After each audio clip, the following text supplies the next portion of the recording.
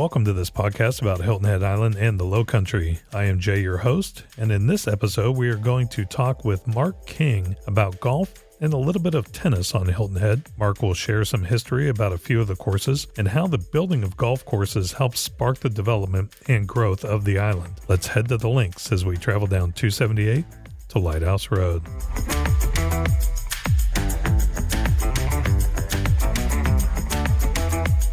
Mark King is a longtime Hilton Head resident and has been involved with golf and tennis since coming to the island. Mark founded the club group in 1986, which managed Harbour Town for 17 years, and he is also the president of Cornerstone Golf Partners, which manages 4 golf courses in Georgia. Mark, welcome to the show.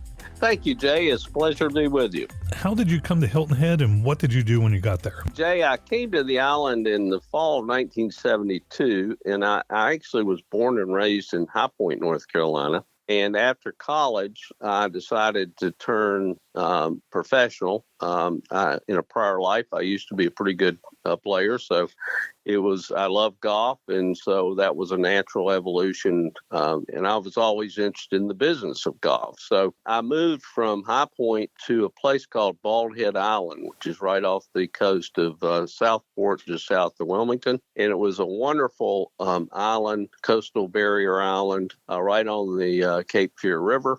Was being developed by a developer from High Point, and I worked there for nearly a year and a half.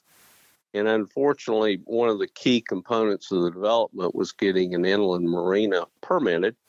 We had just about completed the golf course, and then there was a slump in real estate, and the Army Corps of Engineers would not issue the permit to the marina. So the long story short, was that the developer had to close the development down. And I was lucky enough to have a cousin who had come to Hilton Head Island earlier in 1972 and had gone to work as an assistant golf professional at Shipyard. And so I called my cousin C, and he said, well, you might want to consider coming to Hilton Head. And I came to Hilton Head in the fall of 1972 and have been here ever since. Now, you worked for the Hilton Head company, is that correct? That's correct. I started for a very brief period of time at Shipyard Golf Club as an assistant golf professional, and then was lucky enough there was a position that opened up in Port Royal in the spring of 1973, and that was when I worked for the original Hilton Head company that was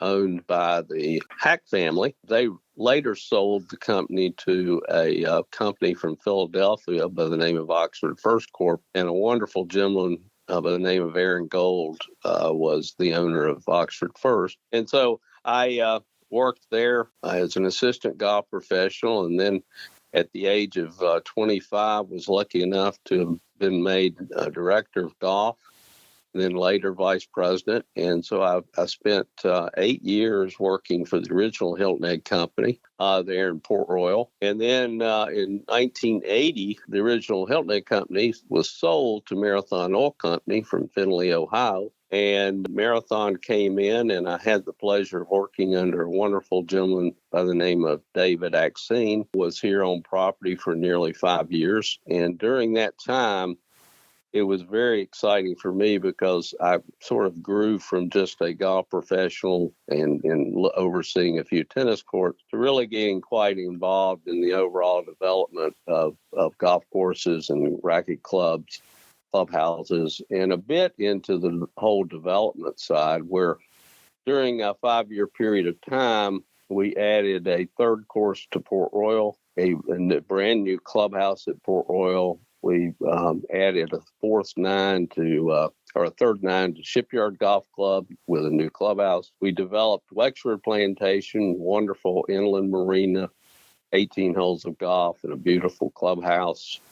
We started the development of Indigo Run with the first golf course. It was being designed by Willard Bird and Ken Venturi. So it was just a real growing experience for me, working with first the Hilton Head company and then Marathon Oil Company as the new owners of the Hilton Head company until, if I'm remembering correctly, 1985 was when a gentleman by the name of Bobby Ginn, who was a entrepreneur from upstate South Carolina, basically acquired the Hilton Head Company assets from Marathon Oil Company, and he acquired the Sea Pines Resort assets and merged the two companies into a very large resort operation. I was lucky enough at that point to be named as senior vice president of sports operations. And at that point, we had 12 and a half golf courses, 5 racket clubs. We had 5 tournaments, including the Heritage Classic and the Family Circle Tennis. We had 3 marinas.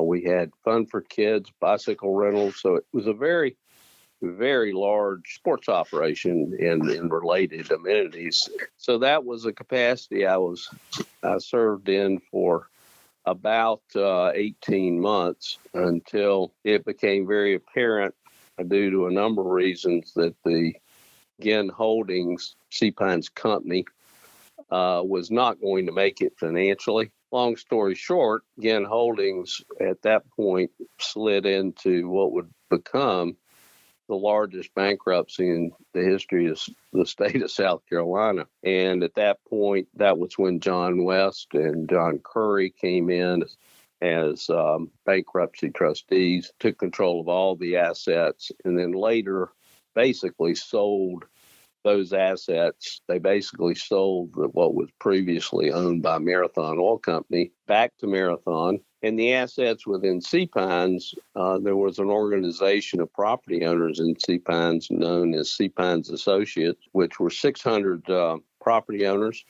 who individually came forward and made contributions to the entity known as Sea Pines Associates, and took the golf courses, the tennis court, and some real estate out of the bankruptcy. And a gentleman by the name of Avron Fogelman, who was a very a large apartment developer in the Southeast and a very high-profile sports person that had long been an admirer of Sea Pines and an admirer of Charles Fraser and kept his boat in the marina. He also owned the Kansas City Royals when they won the World Series. And so very successful entrepreneur. Well, he negotiated purchase to where he purchased all of the Harbour Town assets from the bankruptcy, and the Harbour Town assets that he purchased included the marina, all the surrounding shops and restaurants, boating operations. And so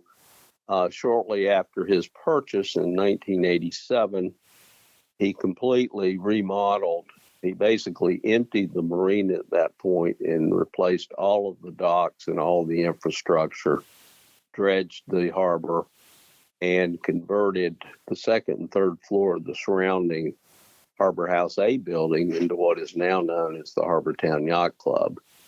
And I had met Avron by virtue of his interest in the Heritage Golf Classic under my reign as senior VP, and struck up a friendship. And so fast forwarding, he basically hired my company, which is the Club Group Limited, to come in and serve as managing agent for the Harbour Town assets for Prudential-based Fogelman. And that's a capacity that we filled from 1989 through 2005. And then in Prudential-based Fogelman made the decision in 2005 that they wanted to sell the partnership through our real estate company. We basically negotiated the sale of the partnership assets to a gentleman by the name of Bill Goodwin, who had been a long-time resident of Sea Pines, was the majority shareholder in the Sea Pines Associates, and nationally known as a very successful investor. And so he basically purchased the surrounding commercial interest in Harbour Town, including the restaurants. And he purchased the assets, the golf courses and the tennis from Sea Pines Associates, and is now extremely aggressive in redeveloping the assets, the resort assets in Sea Pines. At this point, he's since redeveloped, completely replaced the Sea Pines Beach Club with a beautiful facility. He replaced the old Plantation Clubhouse with a an absolutely gorgeous facility, as he did with the Harbour Town Golf Links clubhouse, and basically rebuilt all three of the resort golf courses, including Harbour Town, dealing with the infrastructure and the conditions, the drainage. So he has invested just an enormous amount of money in the assets, and just recently demolished the old quarterdeck building adjacent to the Harbour Town Lighthouse, and is developing a incredible facility there, which will have 300-degree views of the golf course, peeping out to the ocean, looking at the Fusky Island, and all the way back to the bridge from Harbour Town. So it's going to be a magnificent facility. And the Sea Pines property owners have been very lucky to have such a responsible developer buy the assets from the Sea Pines Associates. And so that, in a nutshell, is kind of the chronology or the evolution of what my involvement here on Hilton Head has been. Yeah, they've definitely invested just a ton of money. I remember when the beach club went in, when they built that, I was like, this is flipping amazing. It's just such a beautiful thing. But I'd like to back up to when golf started on Hilton Head, and it started with Charles Fraser developing courses in Sea Pines. Can you tell us about the development of the courses there and how it helps spread the game of golf throughout the area? The first golf course on Hilton Head was the 9 holes at the Ocean Course back in the early 60s. I think the Ocean Course opened in 1963 or 1964. Shortly after that, Fred Hack, who owned most of the property on the north end of the island, and he began developing Spanish Wells and Port Royal. He built 9 holes on the Barony Golf Course. And so those were the first 2 golf courses on Hilton Head. Charles is an incredible story in itself. Charles is hard to capsulize in less than 5 hours, but Charles basically very early on, after developing the Ocean Course, he had master planned Sea Pines Plantation with about 5,980 dwelling units, and it had 4 golf courses, which it does today. And he had the vision of one golf course being the centerpiece of the island, and just an incredible vision for what that golf course, in conjunction with an inland marina, could do for Sea Pines Plantation. He very early on developed the vision that golf courses add tremendous value to the surrounding real estate, so that the real estate that was not already blessed with views of either the ocean or the marsh or the natural lagoon system could be, the values of the inland properties could be dramatically enhanced by threading golf courses, creating golf course frontage that added tremendous value to the surrounding real estate. So what Charles did, in addition to basically drafting the first modern day covenants for development, including the Architecture Review Board, the tree ordinances, which went far beyond the zoning that was in place under Beaufort County, in self-imposed covenants that live today. 55 years later, Sea Pines still operates under those covenants and restrictions. So back to your original question, Jay, he realized the value of golf. And I'm sure we're going to get into Harbour Town specifically, which is an incredible story in itself as to how that course came about and what that golf course has done for not only Sea Pines, but Hilton Head Island and really the state of South Carolina. It became a one-of-a-kind with a very unique history behind it, and is largely responsible for the fact that hundreds of millions of people every year, the week following the Masters in Augusta, get to view Sea Pines and Hilton Head Island across the world in the springtime, which most people think that's the time that ushers the golf season in. So his vision and appreciation of history and appreciation of nature all came together in a golf sense to create something that's just very unique in the world.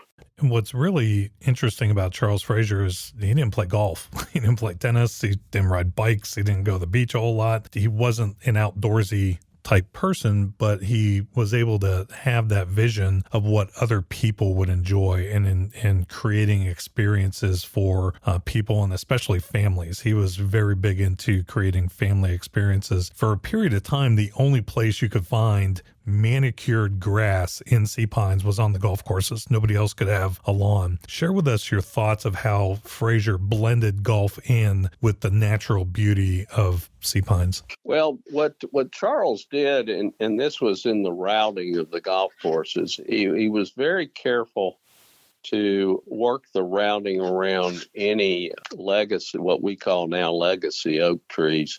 And we're talking about trees that 150, 250, 300 years old, that he basically absolutely put off limits to take down. So the routing plans were done around these incredible trees, and he really took the natural waterways and gave George Cobb, who did the original Ocean course, and as well as coming up to Pete Dye, who obviously was the architect on Harbour Town. With at that point, Jack Nicklaus was a player consultant to Pete, and he used the golf courses in a way to serve as the greenways and the green spaces.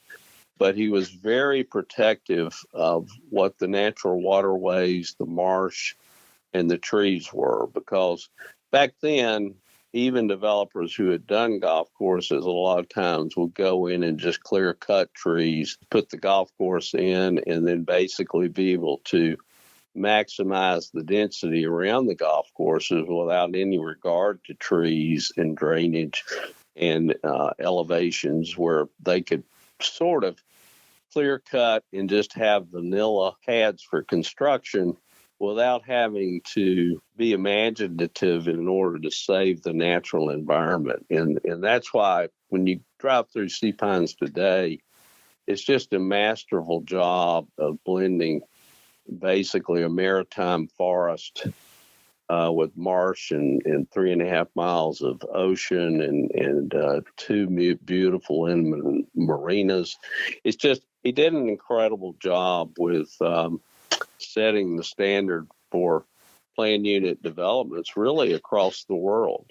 The alumnus of Charles over the last 50 years has been seen far and wide in some of the very finest planned unit developments in the world. And one example would be what at Palmetto Bluff on the other side of Bluffton near Pritchardsville. Charles was a consultant for Duke Power, who developed Palmetto Bluff, and you can see a lot of Charles out there in the design. When Fraser was getting ready to build the Harbour Town course, he called Jack Nicklaus and said, "Hey, I want you to come build my golf course." And Nicklaus was a player and beginning developer of courses and recognized the fact that, okay, I'm probably not the right person this is probably ahead of where I am right now in my golf course development career. And he tells Fraser, you need to call Pete Dye. And so Fraser calls Pete Dye, and Nicklaus ends up consulting on and helping Pete actually develop the course. Well, along the way, Jack Nicklaus finds an opportunity, and he comes to Fraser with the opportunity to host a PGA event while the Harbour Town course was still being built. How did the decision to host the first Heritage in 1969 change the island? I think that, in my opinion, and this is just an opinion, I think that the characterization of Jack Nicklaus's involvement was more as a player consultant. I think at that time, Jack, being the finest golfer that had ever played, but just an incredible good business person who had a vision of his own as to what he wanted to do when his playing career was over. And in 1971, his playing career was far from being over. But he had the foresight to begin to say, well, what I would like to do when my career ends is to become a golf course architect. And I think that he just knew intuitively that with his playing schedule, that to tackle what would be a bit of a difficult piece of property to design to meet Charles's vision, he rightfully introduced Pete Dye to the process. And so I think that really the Harbour Town Golf Links, while I think Jack played a role with the introduction and with the shot values from a player's perspective, was really Pete Dye's baby. The interesting thing about the golf course, to my knowledge, it was that when Charles conceived his vision of the Harbour Town Golf Links, he did so in the context of history. And a lot of people don't know, but Charles was an incredible researcher and studier, very well studied on the history, not only South Carolina, but the Low Country and specifically Hilton Head Island. And in the course of his studies of sea pines, the 5,000 acres that he had purchased from his father, he found out that there was significant golf history in the Low Country that few people knew. And that piece of history was the fact that the first golf course established in America in 1786 was established in Charleston, South Carolina, on a piece of property right there in the middle of the historic district, or the historic district as we know it today, called Harleston Green. And there are very significant historical records of numbers of old golf clubs coming over from Scotland being shipped to very successful seaport owners and merchants in Charleston. And they established the South Carolina Golf Club in Charleston. And there are old lithographs and paintings depicting Harleston Green, which has since been developed. In and around, there's a large lake in the historic district of Charleston called, and I've just drawn a blank on the name of the lake, but it's still there, and you can sort of visualize, because there in several paintings, you can see several of the cathedral chapel spires in the background. So you can sort of orient exactly where the original club was. The Charles, being the historian he was, went to a gentleman, a professor by the name of George Rogers with the University of South Carolina, and they published a book on Harleston Green. And Charles went further to actually the charter for the golf club was still in existence.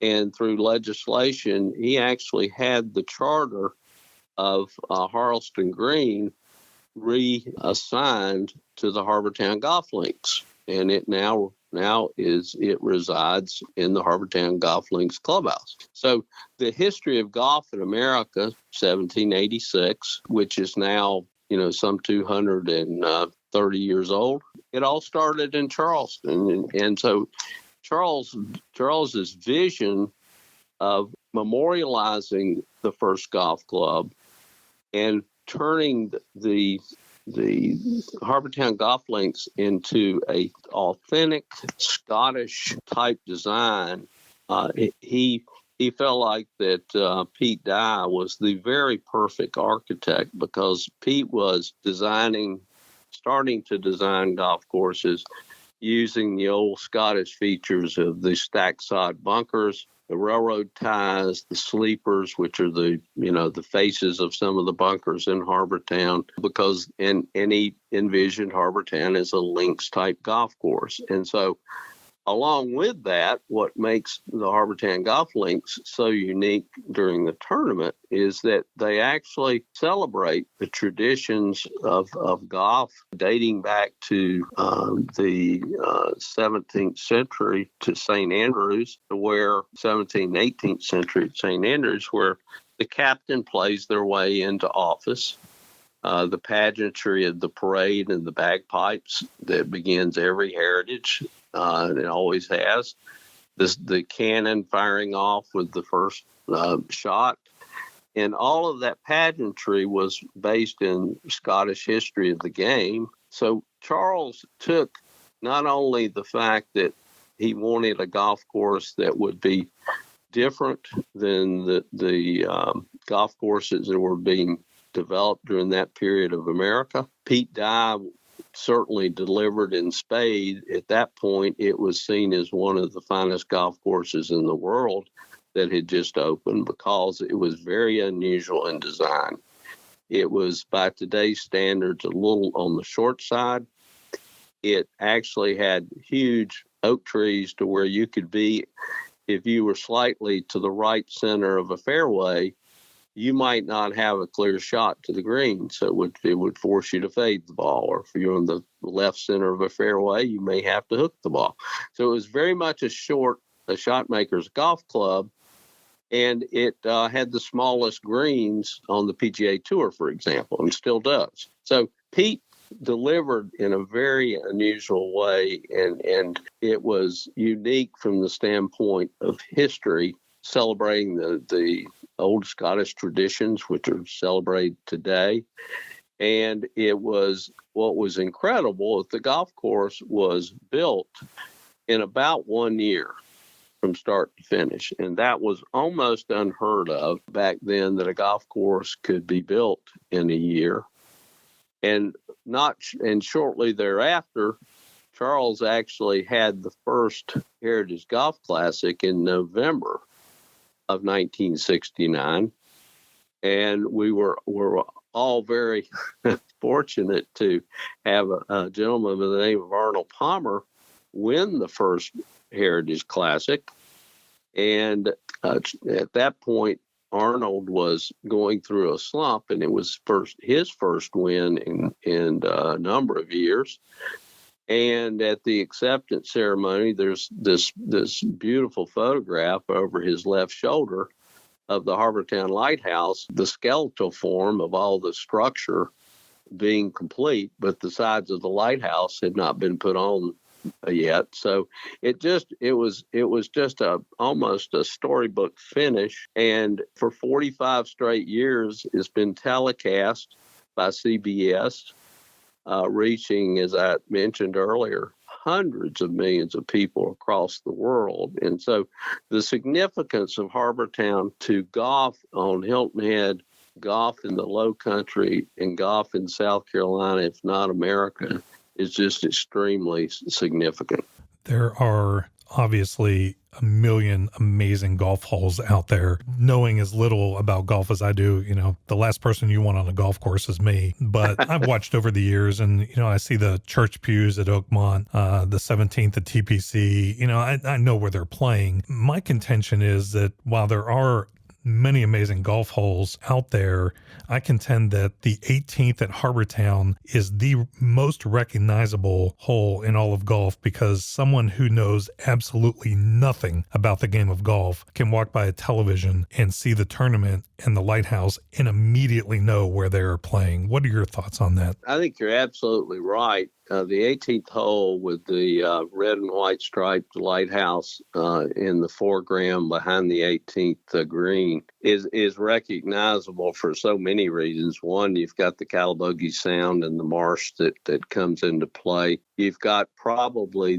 one of the largest landing areas in America for your drive, and there's a story behind that, which I'll get to in a minute. But the fact that Charles's vision of creating that last hole coming back to the Harbour Town Yacht Basin, with the Harbour Town Lighthouse being in effect centered behind the 18th green. When the Harbour Town Lighthouse was built, as an aside, a lot of people called it the Fraser's Folly, because they thought that was the dumbest thing they had ever heard of. Well, in probably 5 or 10 short years, the Harbour Town Lighthouse has become the most recognized private logo symbol east of the Mississippi.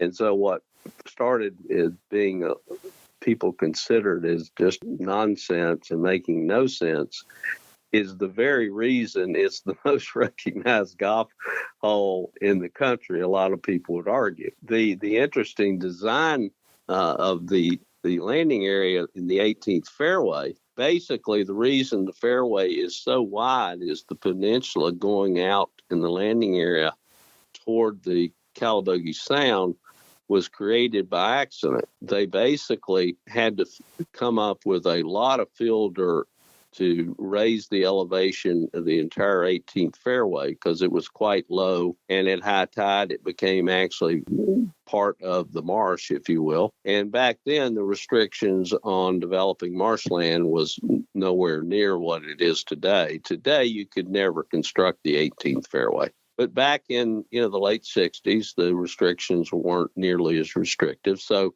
Pete had designed the golf hole with a more normal landing area and had installed a dike, if you will, because the fill to build and raise the elevation of the 18th fairway largely came from pumping the material out of the Harbour Town Yacht Basin to create the depth of the Harbour Town Yacht Basin. What happened is the dike broke shortly after the supervisor, as I understand, left, and so it continued to pump fill from the Harbour Town Yacht Basin into that area. And before they could stop the pump the following day and repair the dike, it had already accreted into that peninsula to the left side of the fairway. So it was something that was created entirely by accident, but it proved to be a significant, recognizable part of the golf hole. One of my favorite stories about the Harbour Town course that Pete Dye tells in the book My Life with Charles Fraser is he's in the process of building the course, and he gets a call from the head of the PGA, and he says, I want the sand in those sand traps to be there for at least 6 months before the tournament in November. And Pete's on the phone going, sure, not a problem. They hadn't even built a sand trap, let alone put sand in anything. Well, knowing Pete, nobody specified how much sand and how many bunkers. So the wizardry of Pete Dye at that point and through his entire career of building probably 300 plus golf courses is that unlike most architects, he did very little drawing. He would do his routing plans literally on the back of a napkin or a small piece of paper, and he would have certain specs that he was looking for, but he actually got on the tractor and the grader and the bush or the bulldozer, and he dug it out of the dirt himself. And particularly early on with Harbour Town, it was very hands-on, and that's why you have, I think, the unique features in Harbour Town that I'm not sure would have been there unless Pete was literally on the site personally overseeing the grading and making sure the elevations were correct. And I think one of the concerns he wanted was to make sure these legacy monumental live oaks were entirely protected, because you cannot move a lot of dirt within their canopy or on the ground beneath the canopy, because it began to damage root structure. You could kill the tree. So he was very hands-on in Harbour Town and basically carving it out of nature without damaging nature. So there's a lot of things that go into the uniqueness of Harbour Town that would take days to really appreciate. Yeah, we might need to come back and revisit some of them. The other story that was in there that was really, I thought, just an iconic story was he's building 12 and his wife is out there, and apparently she was active in the development of these courses, and she's giving him a hard time about something, and he's like, honey, go build 13. And how many wives can you tell him to go climb on a bulldozer and go build a golf hole? And she does it. She actually went and built the 13th hole at Harbour Town. Well, picking up on Alice Dye, a lot of people don't understand, and I think anyone that's a real avid golfer understands that Alice actually designed the iconic 17th hole at the Players Club in St. Augustine, the Island Green. That was her design, not Pete's. And the other thing about Alice was she was a world-class amateur golfer. She won the North-South Championship several times among many women's amateur events over her career. And likewise, Pete was an incredible amateur golfer. He was probably a scratch, if not plus handicap, a remarkably good player with a good amateur career before he ever thought about getting into golf design. So the collaboration of Alice and Pete Dye was remarkable. And so just like the iconic 17th Island Green, Alice was not bashful at all about saying, okay, I'll go design the 13th hole. And the 13th hole, quite frankly, having played the golf course for the last 50 years, a number of times, is probably one of my very favorite holes, because there's an example of off the tee. It looks like you got a fairly wide spot, which you do, but you've got to hit the tee shot right of center or you'll be blocked completely by the trees. And that was an example of where Alice used the sleepers, which are basically the timber ties laid into the face of the bunker instead of the stacked sod, or instead of just bringing the slope into the bunker with grass, as you see on most golf courses. And so that gives the players, anyone that's played Harbour Town has probably had the shot in the bunker there, that all of a sudden you hit a shot and it ricochets off the face of the bunker there with your timber ties, and you can get some really weird shots. And probably anyone that's watched the Heritage Classic for years, you've actually seen players play backwards there because there's no way to advance the ball forward. And so that was her design, and I think she had some major input to the 4 par 3s at Harbour Town, which many people, including many PGA Tour players, thinks that the 4 par 3s on Harbour Town Golf Links are the finest on tour. It's an amazing story, and I can just imagine knowing the 17th at TPC and how many golfers just have struggled on that hole sometimes, and how many multi-millionaire golfers there are out there. They're like cussing out Pete Dye's wife for the design of that hole. Well, one infamous, and we're on par 3s, the 14th hole. To some degree, it had this little pot bunker to the left rear of the green, and it probably was about 8 feet deep, and the bottom of the bunker was completely flat. It probably was round, and it was maybe 5 feet by 5 feet in diameter. And it was affectionately called the Devil's, and I'll start with the last letter. Is an A, and the last letter is an E, and you can fill in the blank. It was called the Devil's blank. And it was, the reason was, if you got in there, you either had to just hit it and hopefully somehow have it ricochet off the front and bounce out of the bunker, or you had to play sideways. And so there were a number of players in the early Heritage Golf Classics that just had so much trouble that over time, I think under pressure by the PGA Tour, today when you hit it in that little pot bunker, it's not nearly as severe, to where at least the player can get it out of the bunker without having going sideways or backwards. But it started out as a real punitive feature to the 14th hole. Moving away from the Harbour Town course, what are your favorite courses in the area and why? And are there any particular golf holes that really stand out to you? Well, when I first came here in 1972, there were only 7 golf courses on Hilton Head. If I had to, from a personal standpoint, rank my favorites, I would have to put Harbour Town as my favorite. So if we start and fill in the blanks on second through the next 5, I would say my second favorite would unquestionably be Long Cove. Charles was presented with a different opportunity at Long Cove.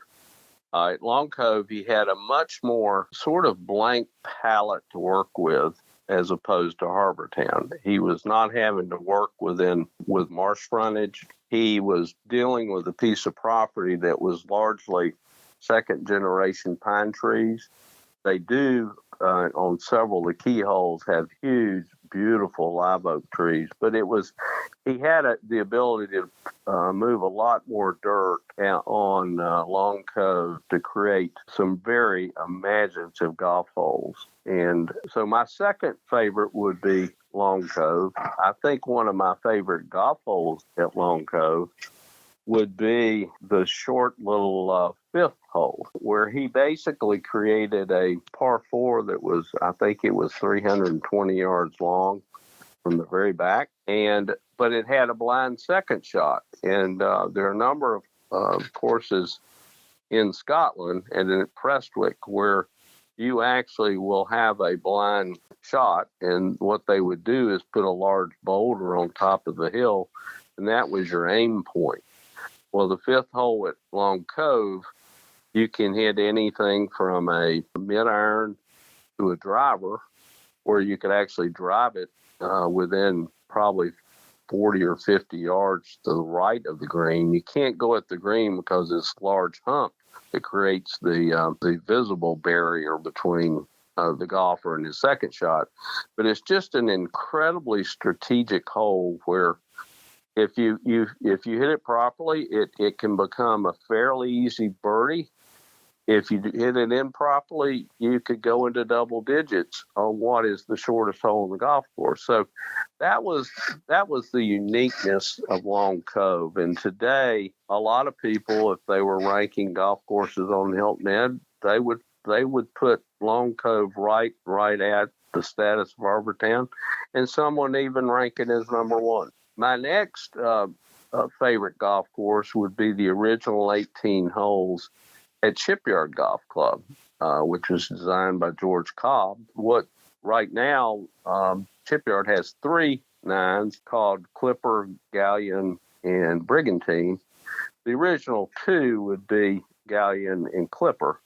And I think those original 18 holes in Shipyard are just fantastic golf courses. The greens complexes and the beauty of Shipyard. It's a much more traditional golf course with traditional bunkering and use of water. They have some beautiful live oaks in and around Shipyard, but it's a much more traditional golf course than either Harbour Town or Long Cove. I guess my next course would be one of the newer golf courses. Was not even thought of when I first came to the island. And I think the Arthur Hills course in Palmetto Dunes, Arthur Hills is just a wonderful golf architect that I had the pleasure of working with, and a course that we owned up in Louisville, Kentucky. And he is just a remarkable golf course architect, very imaginative, particularly in the greens complexes, and his bunkering is quite unique. And so I would say the Arthur Hills golf course in Palmetto Dunes would certainly rank right up there. Moving up 278, I think the original 18 at Port Royal is a favorite of mine because that's kind of where I started my career. I lived in Port Royal for nearly 16 years. It's an old George Cobb golf course. As I mentioned, it's the second oldest course built on Hilton Head back in the 60s. And it's just a wonderful resort golf course where everybody can enjoy. You've got large greens, adequate landing areas, and just beautiful, beautiful oaks and pines. So that would be a favorite of mine. And then I really probably the last of the top, or the second 5 following Harbour Town. There's the Cup course in Palmetto. I'm drawing a blank on right adjacent to the airport, adjacent to Hilton Head Plantation. That's a neat golf course. Bob Cup used very geometric designs, which if you're in the air looking down, it looks rather strange. But when you're playing the golf course, it really is a very imaginative golf course. And so that would probably be another favorite of mine. The PGA is coming back to the Low Country in June of 2021 for a second tournament. How important are tournaments like this for a local area? Oh, the financial impact of all tournaments attracts, not only the spectators and the officials, but sort of it gives a top of mind to the whole area. The event at Congaree will be restricted on a like fashion, I assume, as the Heritage. But the fact that in a very short period of time, we've got not only the Heritage, but the Congaree event, and then, of course, the event that's going on in Kiel for the whole Low Country. It's pretty remarkable that three marquee events are all happening in the Low Country, South Carolina this year. The economic impact, for example, of the Heritage is just huge. I think they've now given well over $100 million to charitable causes, and the economic impact to the island in terms of all of the hospitality and the restaurants and retail. It brings not only people and having a good time, but the exposure as it relates to the Heritage of having 4 to 6 hours of network coverage and then having the cable coverage through the Golf Channel that gets rebroadcast in probably 115 countries across the world. There's no way that you could even come close to ever buying that type of coverage, and particularly at that time of year. So having Hilton Head internationally exposed for that length of time is almost immeasurable. And I think the state of South Carolina certainly recognizes that through the State Tourism Board. So it's huge. It really is. Around the country, there are lots of great golf courses in a lot of different states. Florida obviously has a gazillion golf courses down there. California, Arizona, you run through the list. But South Carolina really embraced the sport of golf and has a tremendous amount of courses all the way from the Low Country up through the Atlantic coast.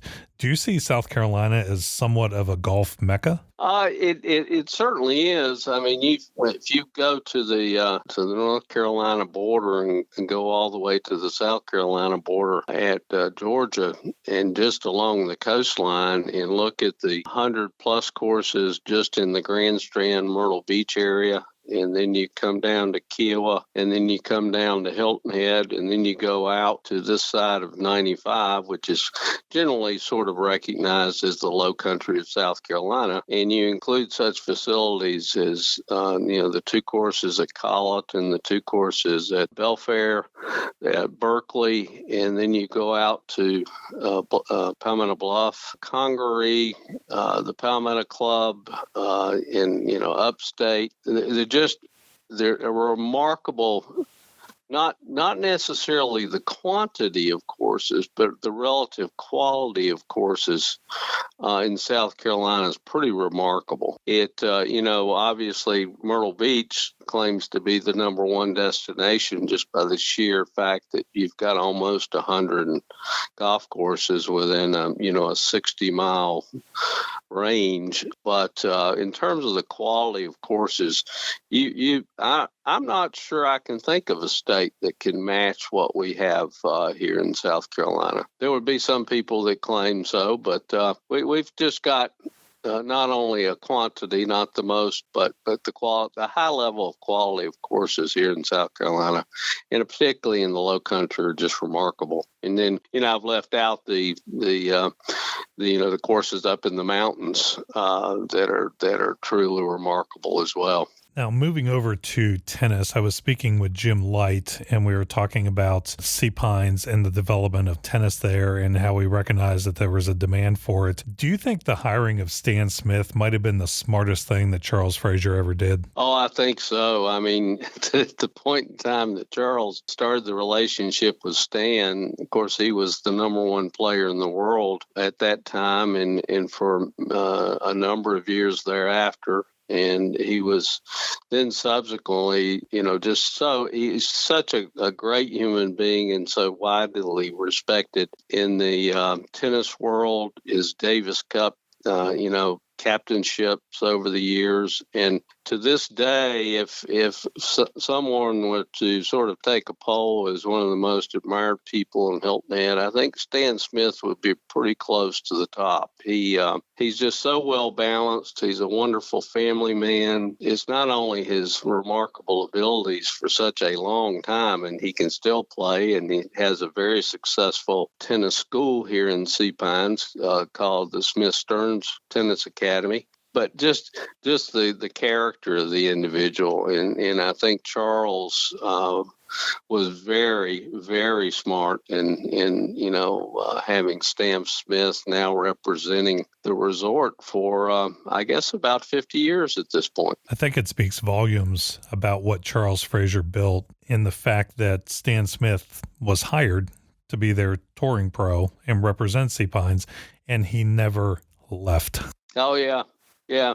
Charles was such a remarkable human being in so many ways. Is you've heard the word visionary, and that's almost come cliche with describing Charles. He always thought in another dimension. He was usually 30 or 40 years ahead of everyone else. And I think he understood that his shortcomings was, as you pointed out earlier, he was not an athlete. He didn't really participate in golf or tennis or sports in general, but he knew the importance of having very high level, high quality sports amenities to attract the market that would eventually support and sustain Hilton Head and particularly Sea Pines. And so, yeah, he was so remarkable in so many ways, and thinking decades down the line in terms of what he wanted Sea Pines to become. And I think what Sea Pines is right now is just a very,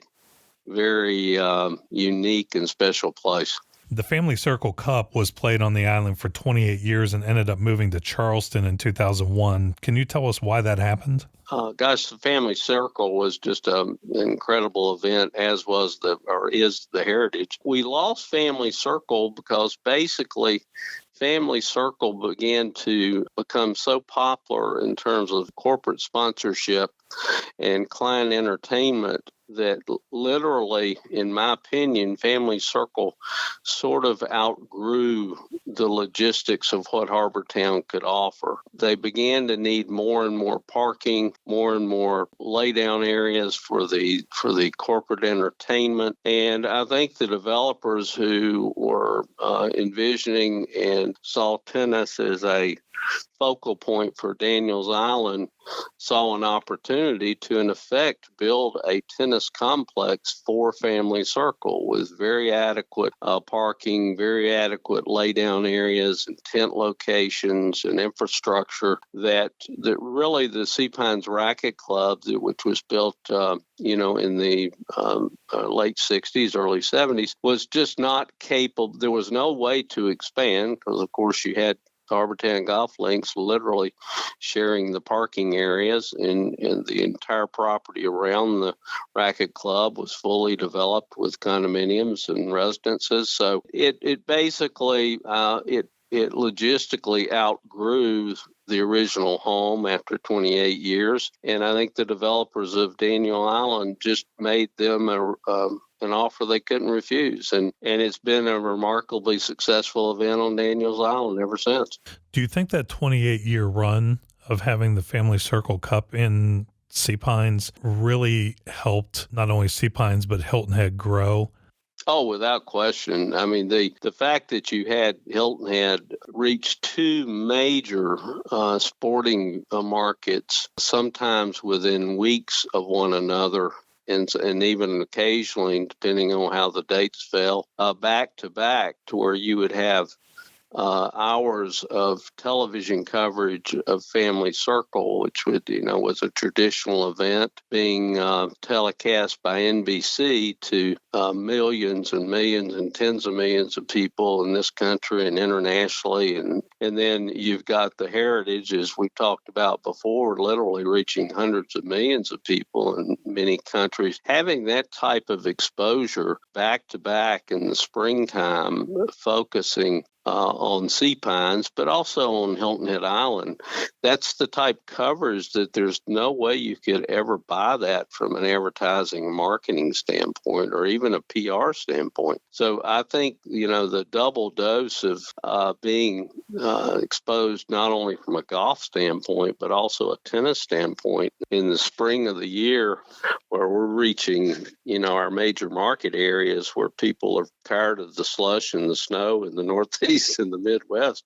It was really part of Charles's marketing genius on why Sea Pines was so successful, and it jump-started the development of Hilton Head for sure. You talked about Charles being such a great promoter. You step back and take a look at some of the what I call the dumb luck moments, the hiring of Stan Smith, and then he goes and wins Wimbledon, U.S. Open. But having Arnold Palmer win the first Heritage and end up on the cover of Sports Illustrated holding the trophy with the being built lighthouse in the background, you can't get better PR than that. You can't buy that kind of coverage. Absolutely true. And now, of course, he didn't control nor orchestrate the fact that Arnold had been in a slump and this was his first event. And that's just a remarkable moment. It's sort of like that famous photographer or a photograph of Charles appearing to be walking the alligator on the practice range of the Plantation Club. It's just one of those things that comes together and somebody snapped the photo. I'm not sure how you would ever orchestrate that, but he was the type, and he had a extremely astute gentleman by the name of John Getty Smith, who was marketing director for Sea Pines for a number of years, knew how to parlay all of that in the most positive way in terms of promoting Sea Pines and Hilton Head Island as a destination. So yeah, that's one of those that's when the planets align, and if you've done the right thing, sometimes that happens. But yeah, that I don't know if it was totally dumb luck, but it was very fortunate. Yeah, it's one of those moments in life where you're like, well, I'd rather be lucky than good at this point. And, Exactly. and Charles Fraser just, I want to take that. I would have wanted to take that guy to Vegas as like, here are the dice, start throwing. You've been on the island a long time, close to 50 years at this point. You've seen the island develop tremendously over the years. Is there one thing that stands out to you as having the biggest impact? I think the one thing that stands out to me is the fact that when Charles Fraser envisioned the covenants that he put in place in Sea Pines as part of the master plan in the early 60s, the fact that those covenants have been replicated, reproduced, copied, improved upon, tweaked all across Hilton Head Island and really across this country and parts of the world. And here we are almost 60 years later, and they still work.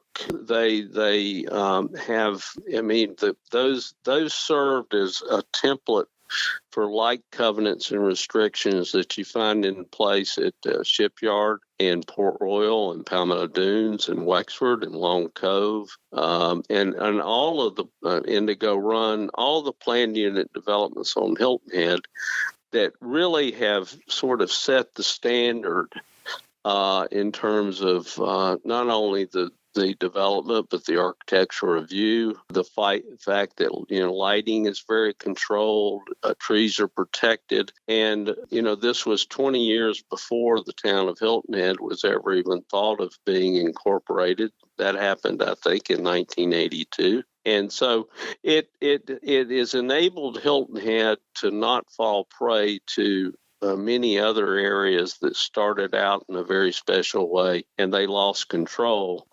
I think that Charles putting in place those self-imposed covenant and restrictions that go far beyond the zoning or the restrictions of the municipalities or the county government or whatever, is why Hilton Head is still on course with the original vision, and a lot of places have gone the wrong directions because they weren't set up properly in terms of those restrictions and controls.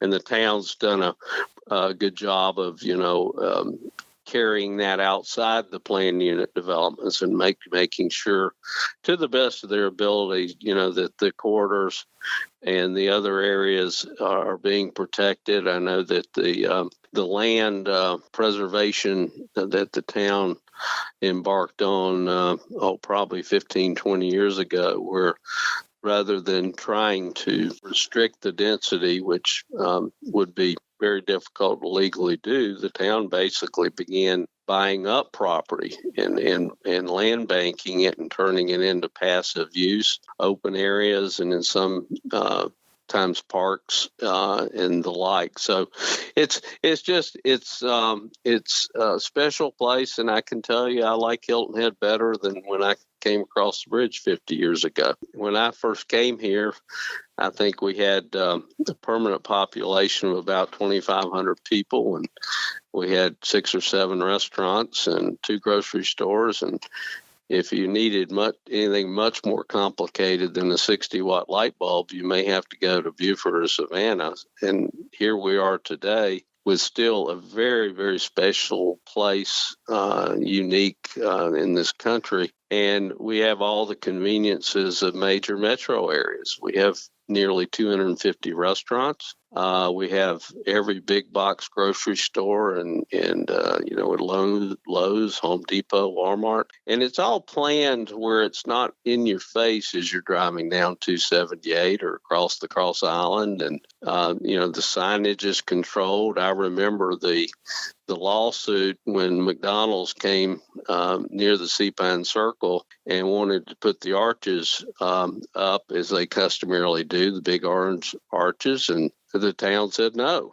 And I think it was the first time that McDonald's was ever challenged with putting the arches on, or having declined permission to put the arches up. And what they had to do instead would put a small sandblasted wooden sign out front that said McDonald's on it. So what you see is you go in Atlanta and you see many other places now, no longer is the exterior McDonald's, got huge attachments and bright yellows. Now they're very much more subdued, and that's a good example of kind of the restrictions in Harbour Town going beyond. I mean, not Harbour Town, but Hilton Head, going into other metro areas. When I started this podcast, I couldn't think of really any place else that I'd ever been to that had such a passion about it. 2.5 million people visit the island every year. More than 70% of those are returning visitors. Why do you think it is people have such a passion for Hilton Head Island? I go back to the uniqueness of this place, where you really do have a sense of removal of, although we're only a couple of miles and 2 bridges off the mainland, it's 48 square miles. We have 12 miles of the most beautiful beach and all of the marshlands and tidal creeks. And the fact that it has not been ruined, it hasn't been overdeveloped. The population is pretty much straight line. Permanent population is more or less straight lined at about 38,000 plus or minus people. And that's pretty much all there ever will be. It's just stayed the course with the original course that was set by Charles Fraser and then emulated by others. And I think people appreciate, much like Martha's Vineyard, if I had to make a little bit of a comparison, there's a place that stayed the course. But unlike Martha's Vineyard, you can drive a couple of bridges and come to a place where the ocean meets the land, and you've got 200 and 300-year-old oak trees with moss hanging off, and you got palmetto trees and sort of a little bit of a subtropical environment. But yet we do have 4 seasons, which makes it very appealing to a lot of people. We have a number of our people who used to go to South Florida, which is beautiful, but it has a sameness from a climate standpoint, and in parts of Florida have just, in my opinion, been grossly overdeveloped, where they're sort of concrete jungles in many places, particularly in South Florida. But Hilton Head has never succumbed, nor we would ever succumb to that. So it's just this special 48 square miles just off the mainland in lowland South Carolina, which it just has its own beauty, as Bluffton has been remarkably aggressive in their growth for all the same reasons. That is, low country South Carolina is just a unique and beautiful place. Where were you when you heard the news that Charles Fraser had passed, and what were your initial thoughts? Well, I was actually in Florida at my in-laws' home in Jacksonville Beach, which is right there off the coast of Jacksonville. And when I got the news that Charles had passed, and that it was, a tragic situation where he was in the Turks and Caicos and was enjoying a boat trip with his family, and that the boat exploded and basically everybody was blown out the side of the boat, and that he passed away.